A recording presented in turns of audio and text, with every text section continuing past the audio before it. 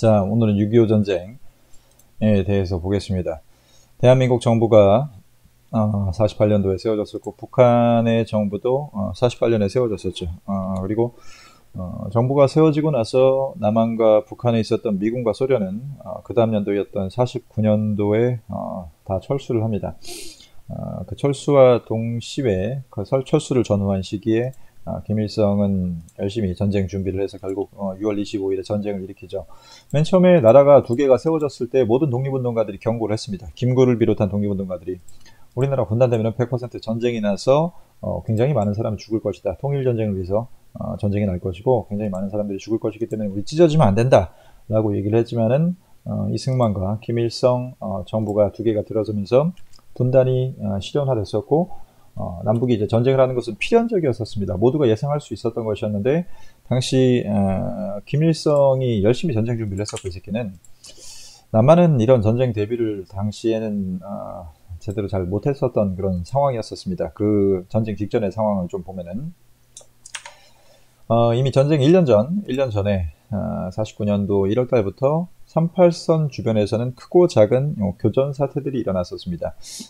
남한과 북한의 군대들이 계속 크고 작은 전투를 벌였었는데 여기 보면 563번, 거의 1년도 안 되는 시기 때 500번이나 전투를 벌였다는 것은 하루에 2번 정도는 총성이 38선 주변에서 일어났다는 얘기죠. 그리고 여기 총성이 일어났던 전투가 일어났었던 지역이고 보면은 죽었었던 사람들도 북한군 4,000명, 이거는 한국군이 300명이 사망했다고 했는데 이거는 우리 미군 쪽이 적은 자료이기 때문에 우리의 사망 사실을 좀 축소했을 가능성이 좀 있습니다. 우리가 이겼다고 하기 위해서, 한국이 이겼다고 하기 위해서 좀 축소했을 수도 있는데 어쨌든 이게 그대로라고 한다고 해도 5,000명 정도가 죽은 건데 1년에 5,000명 정도가 죽은 건데 그러면은 하루에 엄청나게 많이 죽은 거죠. 사람들이 38선 주변에서 전투가 일어났기 때문에. 그래서 이런 크고 작은 전투들이 계속 일어나고 있었고 이게 얼마든지 큰 전쟁으로 번질 만한 가능성이 있었는데 이걸 남한 정부가 제대로 대처하지 못했던 그런 측면이 있었고 그에 비해서 이 새끼는 사악하게 열심히 굉장히 전쟁 준비를 크게 했기 때문에 남한이 초반에 밀리게 되는 상황이 되죠.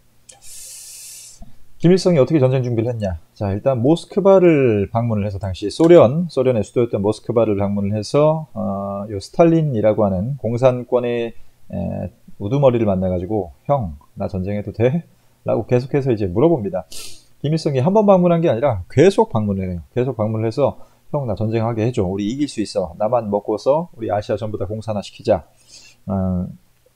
라고 계속 스탈린은 방문했는데 스탈린은 처음에는 전쟁에 대해서 좀 회의적이었었습니다. 왜냐면은 남쪽은 미국이 계속 지원을 해주고 있었고 그랬었기 때문에 야 전쟁했다가 미국이 참여하면 그거 골치 아프다. 잘못하면은 3차 세계대전이 일어날 수 있다라는 그런 가능성을 생각했었기 때문에 스탈린이 처음에는 전쟁을 거절합니다. 거절했는데 49년도 6월 달에 미군과 함께 소련군도 이제 같이 한반도에서 철수하게 되는 그런 상황이 벌어지게 되죠. 미군이 철수했으니까 이제 스탈린이 어느 정도 미군이 아무래도 이제 소련은 우리 북한 바로 위에 있었고 미군은 저쪽 멀리 저쪽 아메리카 지역에 있었기 때문에 물론 미국 군대가 일본에 좀 많이 와 있긴 했었습니다만 어쨌든 지리적으로 좀 멀리 있었기 때문에 스탈린이 전쟁할 유혹을 조금씩 느끼기 시작을 했었겠죠. 그러던 와중에 당시 중국에서 자본주의 정당이었었던 국민당과 사회주의 정당이었었던 공산당의 전쟁이 공산당의 승리로 끝나게 됩니다. 당시 국민당이 굉장히 부정부패했었고 국민들한테 인기가 없었던 반면에 공산당은 국민들에게 인기가 굉장히 많아서 미국이 국민당을 지원해줄 명분이 없었고 이 전쟁에서 미국은 거의 손을 써보지 못하고서 중국 지역이 공산화가 되는 것을 그냥 보고 있었습니다. 그래서 이거 중국이 공산화가 되는 것을 미국이 아무 손도 못 썼단 말이야. 미국이 이제 국공내전, 국민당과 공산당의 내전에 개입을 포기하게 되는 사건이 일어나자 스탈린이 이걸 보면서 그럼 한반도 쳐들어가도 미국이 별로 손을 못 쓰겠는데 라는 그런 유혹을 느끼게 되는 거죠. 미국이 여기 국공내전에 완전히 포기하고 중국에서 손을 떼겠다고 선언을 했었어요. 그래서 그러면은 이렇게 큰 나라도 미국이 그냥 놔뒀는데 한반도쯤은 그냥 먹어도 되지 않을까 라는 그런 유혹을 느끼고 있던 차에 1950년 1월 달에 당시 미국 국무부 장관이었었던 애치슨이 미국의 태평양 방위선을 일본까지만으로 한정하는 에치슨 라인이라고 하는 것을 발표를 합니다. 그러니까 미국이 태평양 지역에서 작전을 할 때 요 일본 지역까지만 좀 신경을 쓰고 한반도는 제외하겠다라고 하는 선언이었었습니다. 이걸 에치슨 라인이라고 합니다. 에치슨 라인. 그래서 요 에치슨 라인이라는 게 발표되고 나서 또 스탈린이 유혹을 느끼겠죠. 야, 저 정도면은 우리가 쳐들어가도 미국이 한국 안 도와줄 것 같아. 미국이 와도 그렇게 빨리 오지 못할 것 같아. 라고 하는 그런 유혹을 느꼈었고, 계속해서 모스크바를 방문했었던 김일성이 형, 전쟁하게 해줘 하니까는 결국은 스탈린도 김일성의 전쟁 계획에 찬성하고 전폭적으로 무기와 돈을 지원해 주기로 약속을 합니다. 그와 동시에 김일성한테 명령을 해서 너 가가지고 중국의 지원 약속까지 받아와 라고 하자, 김일성은 이제 당시 중국의 마오쩌둥한테 지원 약속을 받았었고, 그에 따라서 스탈린은 이제 전쟁을 완전히 허락해 주게 되죠. 그 시기가 바로 전쟁 2달 전이었던 50년 4월입니다. 50년 4월. 50년 4월, 5월에 전쟁 준비가 완전히 끝났고, 결국 50년 6월 25일 새벽 4시 치산 새끼들 다 자고 있는데 쳐들어왔어. 그렇게 해서 전쟁이 시작되죠.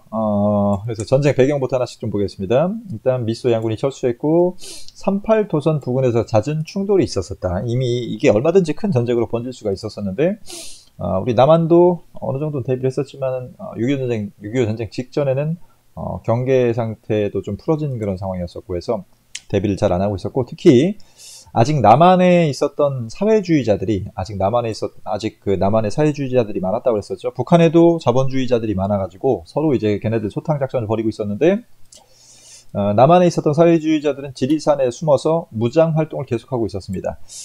그래서 김일성이 만약에 쳐들어온다면은 얘네 남한 지리산에 있었던 사회주의자들이 같이 들고 일어나서 아마 도와줄 것이다 라고 하는 그런 생각이 있었던 거죠. 그래서 빨리 전쟁을 벌이게 된 측면도 있습니다. 자, 김일성이 전쟁 준비를 해가지고 계속 소련한테 형 전쟁하게 해줘 라고 이제 했었고, 당시 중국 국민당과 공산당 내전에 참여를 했었던 조선의용군 일부가 북한군으로 편입되게 되면서, 얘네들은 실전 경험이 있었던 원래 독립군 부대죠. 독립군 부대. 그 조선 독립동맹 김두봉의 부대입니다. 김두봉의 부대가 중국 전쟁할 때 잠깐 갔다가 다시 북한군으로 돌아오면서 북한군의 전력이 굉장히 강화가 됩니다. 아무래도 이제 전쟁 경험이 있다 보니까는 전략도 잘 짜고 무기도 잘 만지고 하는 그런 애들이 들어오다 보니까 북한군의 전력이 굉장히 강해졌었겠죠. 그럼과 동시에 스탈린이 남침 계획을 승인했었고 중국의 약속도 받았습니다. 그래서 모든 준비는 끝났어요. 이제 쳐들어가는 것만 남았었는데, 당시 50년 1월 달에 미국이 태평양 방위 지역에서 한반도를 제외했었던 에치슨 선언이라고 하는 것을 발표를 하면서 북한이 결국은 6월 25일 날 남침을 시작하게 되죠. 가끔 전쟁이 언제 일어났는지 모르는 놈들이 있는데 이 정도는 알아야 됩니다. 1950년입니다. 50년에 왔었고 3일 만에 서울을 점령했었죠. 3일 만에 서울을 점령합니다. 원래 북한은 이쪽 옹진반도를 통해서 서울을 점령하는 걸 목표로 했었는데, 전쟁 3일 전에 남한이 눈치를 챈 거 아니야? 라고 하는 그런 첩보가 들어옵니다. 북한 쪽으로. 남한이 눈치챈 거 같아. 그래가지고 원래는 요쯤에서부터 시작을 해서 여기 서울만 먹으려고 해서 서울 먹고서 끝내려고 했었던, 서울 먹고 끝내는 게 아니라 서울을 먹는 걸로 시작을 하려고 했었는데, 남한이 눈치챈 것 같아서 얘네가 전쟁 구역을 넓힙니다. 서울로만 들어오는 게 아니라 여기 옆에 모든 38선 지역에서 전면적으로 쳐들어오는 걸로 전쟁 계획을 수정을 합니다. 그렇게 해서 전쟁이 시작이 되죠. 전쟁이 시작이 됐고, 북한군이 3일 만에 서울을 점령했습니다. 3일 만에 서울을 점령했고, 당시 서울에 있었던 이승만 대통령은 도망갔었죠. 당시 29일에 여기 수원에서 미국군 선발대하고 만나가지고 인사하는 장면입니다. 뭐가 좋은지 또 웃고 있네. 전쟁 나는데. 당시 이승만은 도망가면서 서울은 안전합니다. 여러분 자기 자리를 지켜주세요. 라는 그런 방송을 하면서 대전까지 일단 도망가고, 대구까지 갑니다. 대구까지 갔다가 너무 멀리 왔나 해가지고 나중에 대전으로 다시 갑니다.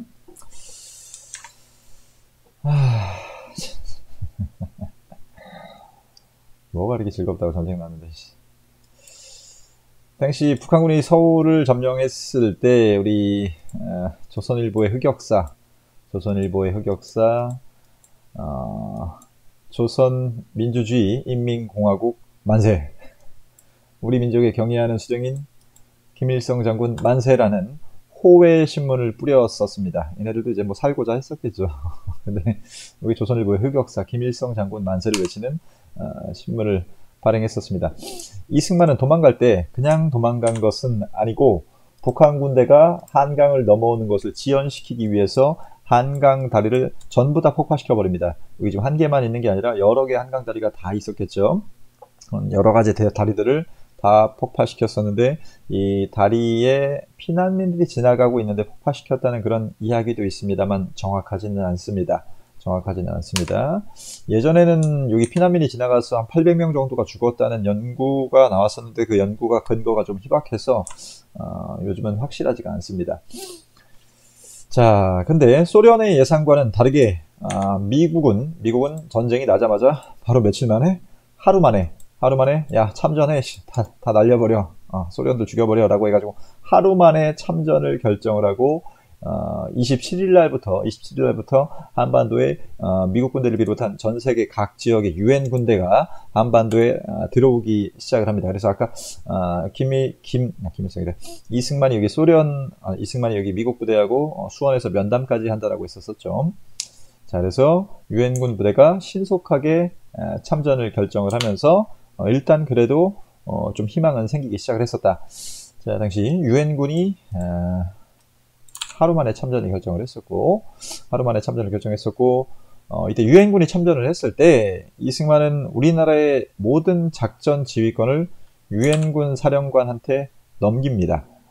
요게 중요한 게 왜 그러냐면은 요 작전 지휘권을 이때 유엔한테 준 것을 아직도 우리가 되찾지를 못하고 있습니다. 전쟁이 아직 뭐 휴전 중이긴 하지만 어쨌든 전쟁이 그래도 일어나지 않고 있는데 그래서 우리가 전쟁이 나면은 지금도 작전 지휘권이 유엔한테 있기 때문에 얘네 유엔이 우리 군인들을 작전하는 대로 우리가 따라야 되는 그런 상황이 됩니다. 그래서 아직까지 요 작전 지휘권이 들어오지 않았다는 거, 요 작전 지휘권이 유엔군한테 있다는 게 그게 좀 약간 좀 그 나라 부대 작전 지휘권은 원래 그 나라 대통령이 가지고 있는 게 맞는 건데 우리나라 대통령은 우리나라 부대의 작전 지휘권이 없습니다. 전시작전 지휘권이 없습니다. 자, 그래서 유엔군이 들어왔었는데 유엔군도 이제 헐레벌떡 들어온 거기 때문에 초반에는 우리가 많이 밀렸었고 소련이 이제 작정하고 쳐들어왔었단 말이에요. 소련이랑 북한이. 그래서 처음에는 쭉쭉 밀려서 여기 낙동강 주변까지 우리가 쭉 밀리게 되죠. 그래서 여기가 이제 완전히 밀리면 이제 우리나라는 완전히 망하는 그런 상황이었었죠. 완전히 그런 망하는 그런 상황이었었고 아직은 낙동강에서 막고 있었었다. 전쟁이 났었을 때 사진을 좀 더 몇 개 보겠습니다. 당시 전쟁이 나고 나서 수도가 이제 부산으로 옮겨지죠. 아까 여기 부산 지역밖에 안 남아 있었었죠. 그래서 임시 수도로 부산이 선정됐었고 여기에서 여러 젊은이들이 군대로 차출되게 됩니다. 여러분들이 이제 전쟁 나면은 이렇게 차출돼 가지고 갈 수가 있습니다. 총을 처음 잡아보는 거기 때문에 교육도 받고 보면은 다 애기들이죠. 어린애들. 아마 18세 이상이 징병됐나 그랬었을 겁니다. 자, 그리고 아까도 얘기했지만 남한 내에 사회주의자들이 아직 많이 남아 있었던 상황이었었기 때문에 이승만 정부는 이 사회주의하고 관련된 인물들을 전부 다 싹 다 죽이기 시작을 하는데 이게 제일 유명한 사건입니다. 당시 보도연맹이라고 하는 단체가 있었습니다. 사회주의자들인데 남한이 이제는 자본주의 국가가 됐단 말이야. 이승만이 대통령이 되면서 자본주의 국가인 남한에서 살기 위해서는 사회주의를 포기할 수밖에 없죠. 그래서 포기한 사회주의자들을 가입시켜서 관리했던 단체가 보도연맹이라는 단체가 있었습니다. 즉 이 보도연맹에 들어온 사람들은 이제는 사회주의자다 아니다 사회주의자들이 아닌 사람들이야 네, 이 사람들 보도연맹에 있었던 사람들이 옛날에 사회주의 활동을 했었기 때문에 전쟁 나가지고 이 새끼들이 북한 도와주면 어떡하지? 라고 해서 전국에 있었던 보도연맹 단체에 가입됐었던 사람들을 싹 처형시키기 시작을 해요. 다 처형시켜. 그래서 일단 보도연맹에 있었던 사람들은 사회주의를 포기한 사람들인데 처형했다는 문제점이 첫 번째고, 그 다음에 이 보도연맹에 사람들을 가입시킬 때 각 지역의 책임자들이 요 보도연맹에 가입하는 사람들은 다 사회주의를 포기한 사람들이기 때문에 이게 많으면 많을수록 실적이 좋은 거란 말이야. 많이 가입시킬수록 실적이 좋은 거기 때문에 사회주의를 안 했던 사람들도 여기 다 가입시켰었어요. 일반 어린애도 가입시키고 뭐 여자도 가입시키고 일반 시민들까지도 여기 다 뭐 그냥 뭐 사은품 같은 거 주면서 쌀 같은 거 사은품 같은 거 주면서 야 너 여기 보도연맹 가입할래 하면은 그게 뭔데 하면 그냥 쌀 주는 거야 라고 해서 가입시키고, 그래서 여기 엄청나게 많은 사람들이 가입했었어요. 사회주의를 안 했었어도. 그런데 나중에 전쟁 터지자마자 여기 가입됐던 명단을 확인하고서 전부 다 죽여버리기 시작했고, 요 학살 사건이 많게 잡으면은 100만 명까지도 죽었다는 얘기도 있습니다. 지금 내가 이제 사진이 이제 유튜브에 안 올라가지고 모자이크를 처리를 했는데, 그래서 각 지역에서 이제 학살 사건들이 일어나고 있었습니다. 그리고 압록강 방어선에서는 여전히 북한군을 막고 있어서 요 압록강 방어선이 뚫리면은 우리나라는 망하는 상황이었었는데, 요때 이제 인천 상륙작전이 개시되게 되죠. 50년 9월 15일입니다. 50년 9월 15일 유엔과 국군군이 인천 상륙작전을 통해서 반격을 시작하게 됩니다. 원래 인천 상륙작전을 할 때 북한군도 유엔군이 어느 쪽 한쪽으로 상륙할 것이라는 걸 예상을 하고서 방어를 했었는데, 메가더가 교란작전을 펼쳐가지고 결국 인천으로 상륙을 하게 되죠. 당시 인천 상륙작전 할 때 사진들 멋있죠. 아더형 멋있지.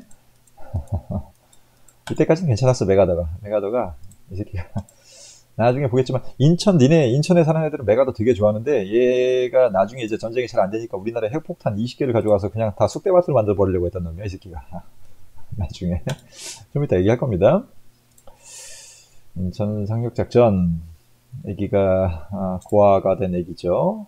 최악의 상황 끝났다라고 하는 신문 기사. 이고 인천을 먹었기 때문에 각 지역에서 이제 쳐들어가서 서울 탈환 작전을 벌여가지고 서울을 9월 28일 날 수복합니다. 서울을 9월 28일 날 다시 수복을 합니다. 전쟁 시작된 지 3개월 만입니다. 처음에 뺏긴 지 3개월, 딱 6월 28일 날 서울을 뺏겼었는데 3개월 만에 서울을 다시 되찾게 되죠.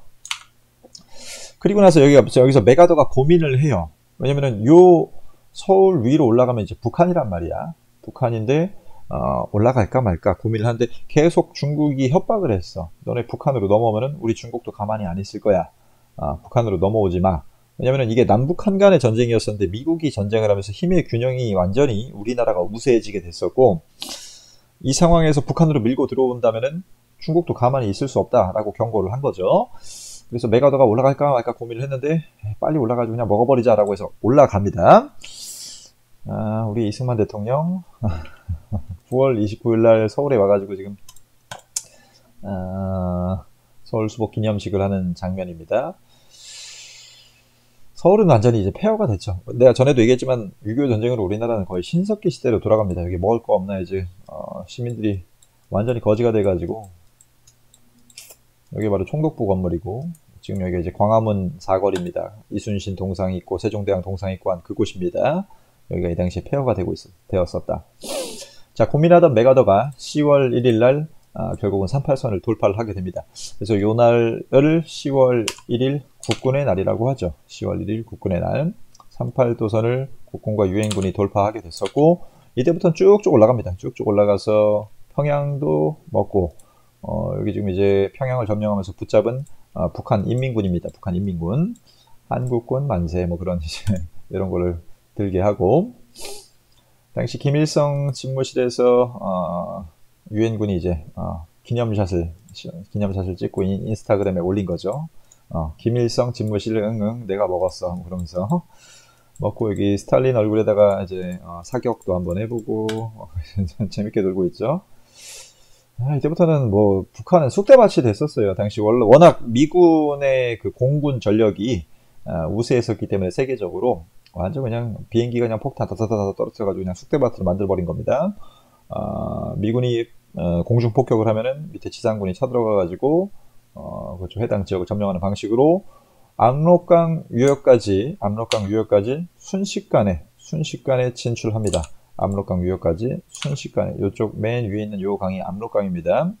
여기 이렇게 있는 강이 압록강 유역까지 순식간에 진출해서 통일이 되는 줄 알았어요. 그래서 압록강 물을 담그는 국군 사진이 당시 동아일보인가에도 보도가 됐었습니다. 그래서 거의 한 달 만에 통일이 되는 줄 알았어. 통일이 되는 줄 알았는데 바로 중국 공산당 군대가 참전을 하게 되면서 전쟁이 꼬이기 시작을 하죠. 몇 분 했냐? 야, 씨, 되게 많이 얘기했네. 자, 중국군이 참전을 했었고, 요때부터는 소련 군대에도 몰래 참전을 해요, 몰래. 소련은 아까도 얘기했지만 지들이 참여했다는 것을 숨기고 싶어 했었어요. 왜냐면 소련이 참여했다고 하면은 바로 3차 대전이거든. 그래서 소련 부대가 자기네 전투기에다가 중국 군대 마크 달고서 막 참전하고 그랬었습니다. 자, 그래서 중국 부대가 참여했었고, 이때부터 이제 엄청나게 밀고 내려오죠. 그래서 이때 밀렸었던 국군 부대가 철수하지 못해가지고 흥남에 고립되는 사건이 일어났었는데, 요 흥남에 고립되어 있었던 우리나라 부대가 메로디스 빅토리오라고 하는 요 배에 의해서 구조가 됩니다. 메로디스 빅토리오. 당시 라루 선장이라고 하는 사람이, 원래는 이게 이제 미군 무기 수송기였는데 여기 안에 있었던 무기들을 다 갖다 버리고서 흥남 부두에 있었던 피난민들이랑 우리 국군 부대를 태우고서 철수하게 됩니다. 요게 이제 영화로도 나왔었죠. 국제시장 첫 장면에 그건 나중에 수업 시간에 좀 보여주겠습니다. 참고로 여기 메로디스 빅토리오에는 문재인 대통령의 부모님도 타가지고 이 사람이 나중에 이제 미국에 외교 활동하러 가서 요 당시 메로디스 빅토리오랑 요 전투에서 도와줬었던 미국 군대한테 고맙다고 인사하는 장면입니다. 자, 하지만 우리는 쭉쭉 밀려서 1월 4일 날 서울을 빼앗기게 됩니다. 이거를 일사후퇴. 그리고 아까 흥남에서 철수하는 작전 메로디스 빅토리오 기억하고 1월 4일 날 서울 다시 빼앗기게 되는 일사후퇴가 일어나게 됐고 한겨울이잖아, 한겨울. 이때가 지금 온난화가 돼가지고 좀 약간 따뜻해진 거고, 이때는 한겨울에 서 있으면 동상 걸릴 만한 날씨란 말이에요. 근데 이때 이렇게 피난을 가는 거죠. 그래서 일사후퇴 이후에는 요 38선 주변에서 계속해서 밀고 밀리는 그런 교착 상태가 지속이 됩니다. 교착 상태가 지속이 되면서 전쟁이 아무런 진전이 되지 않자 북한과 미국은 휴전회담을 진행하게 됩니다. 당시 우리나라 작전권을 미군이 가지고 있었기 때문에 이 휴전회담에 우리나라는 배제됐습니다. 우리나라에 대한 모든 결정권이 미국에 있었다라고 했었죠. 지금도 마찬가지입니다. 지금도 만약에 전쟁이 일어난다 하면 우리나라의 결정권을 미국이 가지게 되는 그런 좀 이상한 상황이 벌어지게 됐어, 지금도. 그 다음에 그에 비해서 소련은 지들이 전쟁 준비를 했었고, 북한은 지들이 전쟁 준비를 했었고, 소련한테 무기 군사 지원을 받으면서 자기가 주도적으로 했었기 때문에 자기들이 휴전회담의 당사자로 나옵니다. 자, 그래서 정전회담이라고 하죠. 요즘에는 휴전회담이라고 안 하고, 정전회담이 실시가 됐는데, 이 정전회담도 51년에 시작돼서 53년에 결국은 체결이 됩니다. 왜 2년 동안이나 이 회담이 끝나지 않게 됐느냐? 첫 번째는 바로 군사 분계선을 바로 어디에다 그을지를 두고서 싸우게 되죠. 북한은 좀 더 밑으로 군사 분계선, 이제 지금 휴전선이라고 부르는 거, 그거를 좀 더 밑으로 내리자라고 원했었고, 미군 측은 좀 더 위로 하자라고 하는 요거 선 하나 긋는 것 때문에 지금 2년 동안 엄청나게 많은 사람들이 희생을 당했었고, 그다음에 포로 문제도 양측의 입장 차이가 굉장히 갈렸었습니다. 북한은 그냥 다 송환시켜 주자라고 했었는데 남측은 뭐라고 했었냐면은 자유롭게 송환하자. 당시 포로 중에서도 남한에 남고 싶어하는 사람이 있었고 자기네 북한에 돌아가고 싶어하는 사람들이 있었어요. 그랬는데 북한은 야 그냥 다 보내줘. 거기 남한에 남아있고 싶어하는 애들까지도 그냥 다 보내자고 했는데 미군은 아니 여기 남고 싶어하는 애들은 남게 해주자라고 하면서 둘이 의견 차이가 생겨서 결국은 협상이 지지부진해집니다. 그래서 두 가지 문제, 군사분계선 설정과 포로 교환 방식을 두고서 갈등하고 회담이 지연되고 있었고 그 사이에 38선 안에서는 계속해서 전투가 벌어지면서 이 당시에 죽은 남북한 부대가 엄청나게 많이 있습니다. 엄청나게 많이 있었다. 그러던 와중에 이승만은 휴전을 반대했었어요. 전쟁해가지고 통일해야 된다.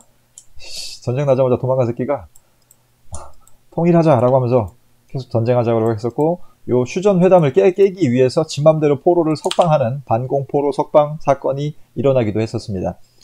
아까 미국이 포로를 자유롭게 송환하자라고 해서 남측에 남고 싶어하는 즉 공산주의에 반감을 가진 포로들, 그러니까 남쪽에 남아있고 싶어하는 그런 포로들을 자기 맘대로 석방시켜버립니다. 이 사건 때문에 요 휴전회담이 깨질 뻔했었어요. 깨질 뻔했었는데 어떻게 돼가지고 이제 결국은 정전협정이 체결되어서 휴전선이 확정됐었고 비무장지대 DMZ가 설정이 돼서 요 비무장지대 안에서는 서로 이제 무기를 가질 수 없고 이렇게 도발을 일으킬 수 없다라고 설정을 해놨는데 북한 새끼들이 맨날 미사일 쏘고 있지 새끼들이 요즘에. 그 다음에 군사정전위원회와 중립국 감시위원단 이제 중립국 스위스 같은 나라들이 와가지고 우리나라를 감시하는 남한과 북한을 감시하는 전쟁 하나하나 감시하는 그런 위원단을 설치하게 됩니다.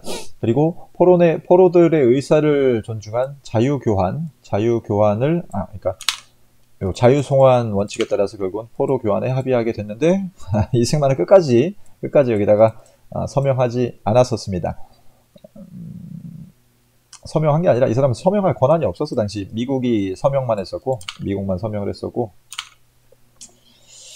자 그렇게 해서 전쟁이 끝나게 되죠. 전쟁의 결과를 좀 보겠습니다. 엄청나게 많은 피해가 있었죠. 인적, 물적 피해. 전쟁 당시에 보도연맹 학살 사건, 아까 잠깐 얘기했던 것부터 시작을 해서 엄청나게 많은 학살 사건이 있었습니다. 당시 거창에서 지나가고 있었던 일반 시민을 미군 비행기가 그냥 미군 비행기가 조준 사격을 해서 죽여버리는 사건이 있었습니다. 걔네 왜 그랬는지 모르겠어. 북한군으로 오인하고 죽인 것도 아닌 것 같아. 그냥 죽인 것 같아.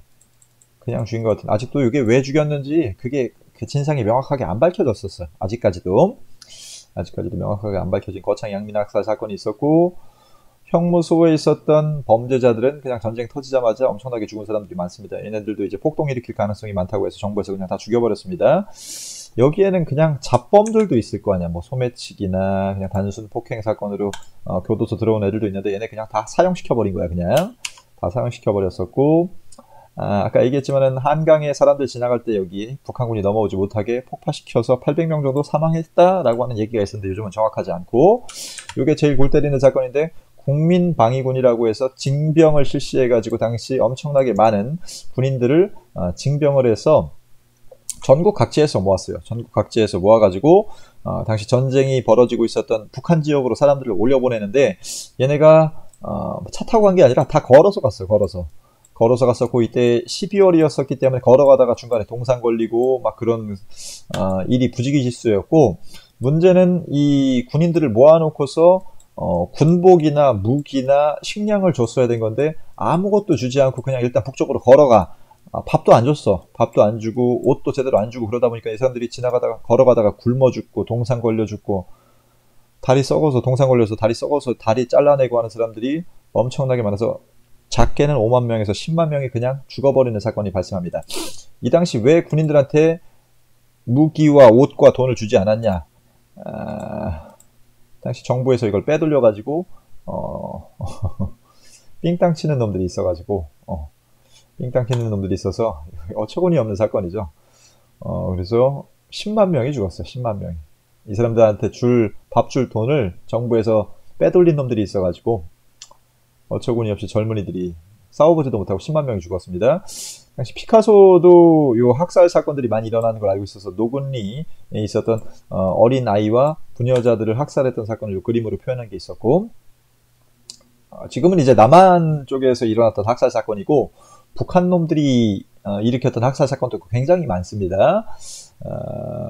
여기 서울대 병원 학살 사건부터 시작해서 나중에 도망갈 때 신천군 학살 사건까지 해가지고 엄청나게 많은 사람들이 죽었습니다.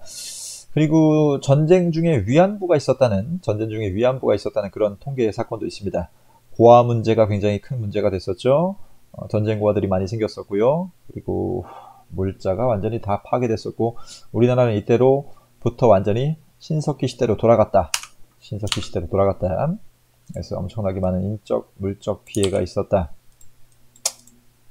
이런 것들 보고, 자, 전쟁 와중에 미국이 이제 우리나라를 거의 주도하는 상황이었었기 때문에 미국의 대중문화가 많이 유입이 됩니다.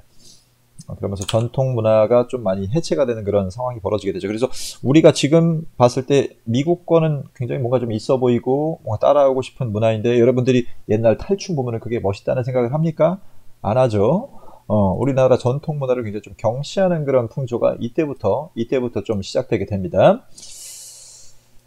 이게 제일 그리고 중요한데, 남북한의 적대감이 고조가 됩니다. 당시 사회주의, 자본주의 해가지고 서로 싸운 나라들은 많은데 전쟁까지 벌인 나라는 베트남, 중국, 한국이고, 그 중에 통일되지 않은 나라는 중국과 한국, 그 두 개가 유일합니다.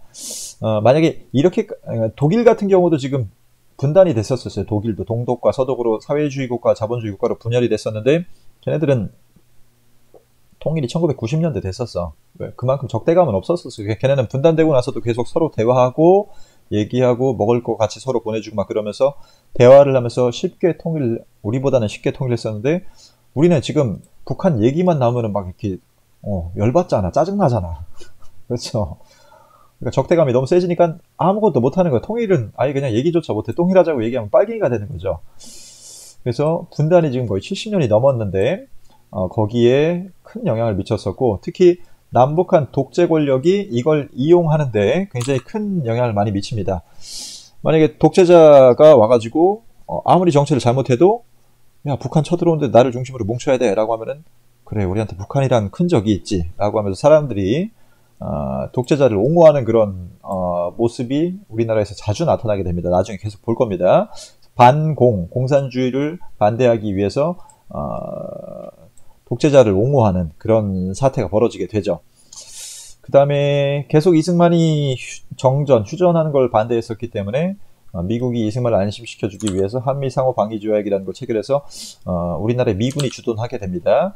원래 어떤 나라에 다른 나라 군대가 들어와 있는 거는 좀 비정상적인 상황이라고 했었었죠.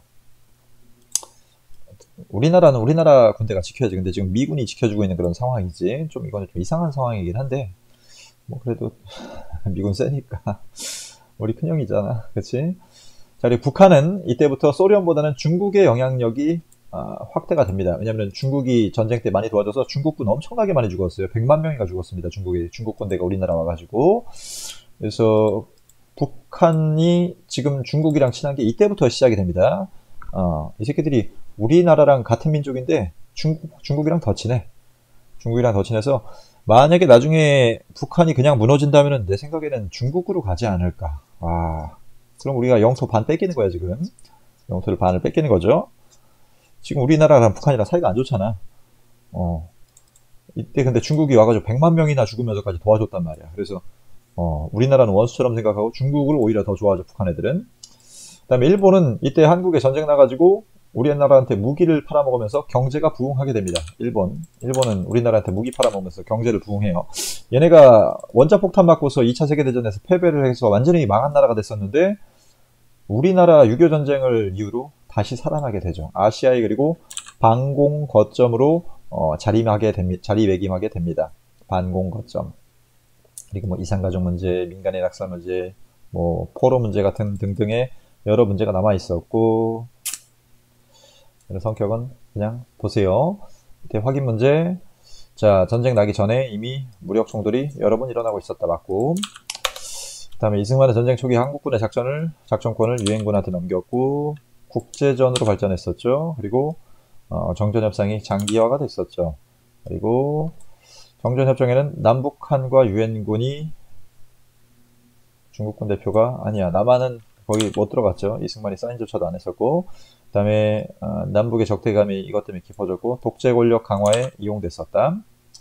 그 다음에 미국은 한반도를 제외한 에치슨 선언을 했었고